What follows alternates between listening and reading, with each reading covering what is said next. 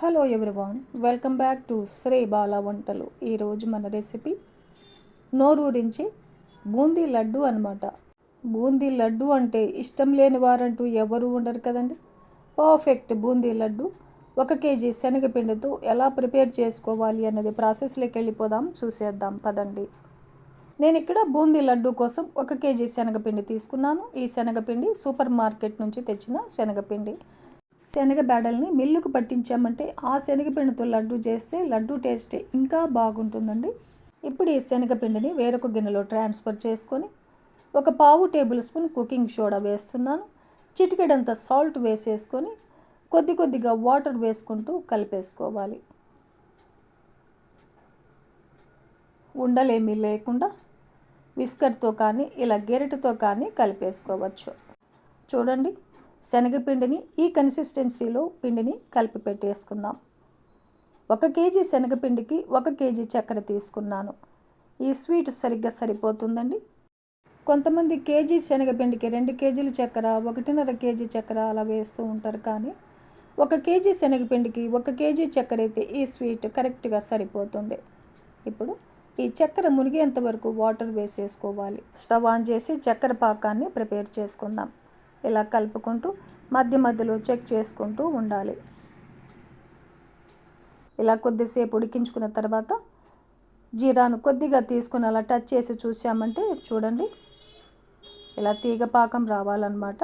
ఇలా వచ్చిందంటే మనకు పాకం రెడీ అయిపోయినట్లు అనమాట. ఇప్పుడు స్టవ్ ఆపేసి చిటికెడంతా పచ్చకర్పూరం వేస్తున్నాను. ఇలా పచ్చకర్పూరం వేసామంటే గుడిలో మనం ప్రసాదం లడ్డు తింటే ఎలా ఉంటుందో ఆ ఫ్లేవర్తో ఉంటుందన్నమాట. మంచి స్మెల్ వస్తూ 1 టేబుల్ స్పూన్ యాలకుల పౌడర్ వేస్తున్నాను. యాలకులు అయితే ఒక 10 యాలకుల్ని దంచేసి వేసేసుకోవచ్చు. చక్కెర పాకం గట్టి పడకుండా 1/2 టేబుల్ స్పూన్ లెమన్ జ్యూస్ వేసుకున్నామంటే చక్కెర పాకం గట్టి పడకుండా ఉంటుందన్నమాట. ఇప్పుడు ఈ మొత్తాన్ని కలిపేసుకోవాలి. ఇలా కలిపేసి చల్లారకుండా మూత పెట్టేసి పక్కన పెట్టేసుకుందాం.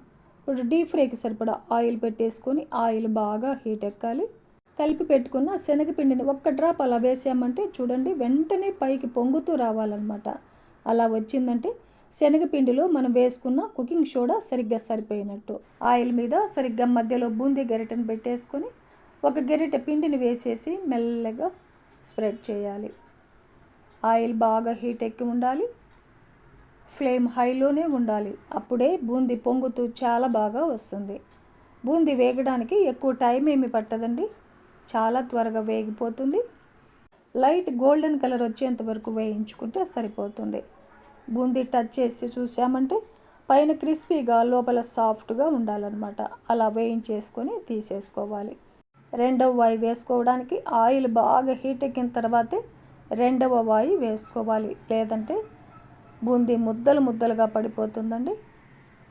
చూడండి, ముత్యాల్లాగా వస్తున్నాయి కదా బూందీ.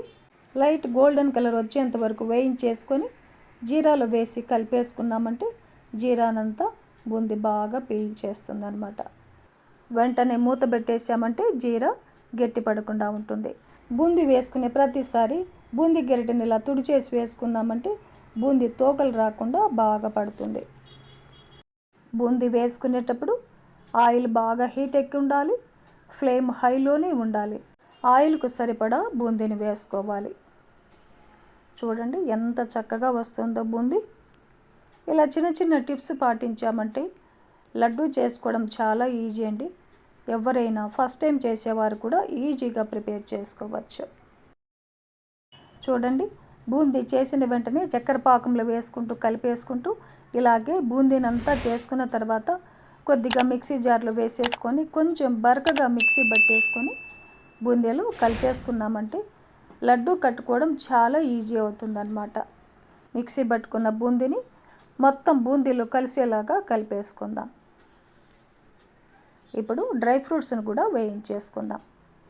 స్టవ్ ఆన్ చేసి ఒక చిన్న ప్యాన్ పెట్టేసుకొని 1/2 కప్పు నెయ్యిని వేసేసి 1/2 కప్పు జీడిపప్పు, 4 టేబుల్ స్పూన్లమైన కిస్మిస్ని వేసేసుకొని మంచి గోల్డెన్ కలర్ వచ్చేంత వరకు ఇలాగ వేయించేసుకొని బూందీలో కలిపేసుకుందాం. చూడండి, బూందీ అడుగు భాగం కూడా పైకి వచ్చేలాగా డ్రై ఫ్రూట్స్ మొత్తం కలిసేలాగా కలిపేసుకోవాలి. మీరు ఇంకా నెయ్యిని కలుపుకోవాలంటే మరో 2-3 టేబుల్ స్పూన్లు నెయ్యిని కూడా వేసేసుకొని కలిపేసుకోవచ్చు. ఇలా రెడీ చేసుకున్న బూందీని కొద్దిగా ప్రెస్ చేస్తూ లడ్డూని కట్టేసుకోవడమే. మనకు ఏ సైజు లడ్డు కావాలంటే ఆ సైజు లడ్డూని కట్టేసుకోవచ్చు. చక్కెర పాకాన్ని మంచి తీగ పాకం వచ్చేంత వరకు పట్టేసుకున్నాం కదండి. ఈ లడ్డూలు బయటైతే 15 రోజుల పాటు, ఫ్రిడ్జ్లో పెట్టామంటే నెల రోజుల పాటు నిలవ ఉంటాయన్నమాట. ఇలాగే లడ్డూలన్నీ కట్టేసుకోవాలి. నేను చెప్పిన ప్రాసెస్లో లడ్డూ చేశారంటే చాలా ఈజీగా లడ్డూని ప్రిపేర్ చేసుకోవచ్చు. టేస్ట్ కూడా చాలా చాలా బాగుంటుందండి. పూర్తిగా చల్లారిన తర్వాత చూపిస్తున్నాను చూడండి. జ్యూసీగా లడ్డు చాలా బాగుంటుంది. మరెందుకంటే ఆలస్యం, మీరు కూడా ఈ ప్రాసెస్లో ఈ కమ్మనైన లడ్డూ రెసిపీని ప్రిపేర్ చేసి ఫ్యామిలీతో టేస్ట్ చేయండి. ఈ వీడియో నచ్చితే లైక్ చేయండి, షేర్ చేయండి, సబ్స్క్రైబ్ చేయండి. థ్యాంక్ యూ అండి. Thanks for watching.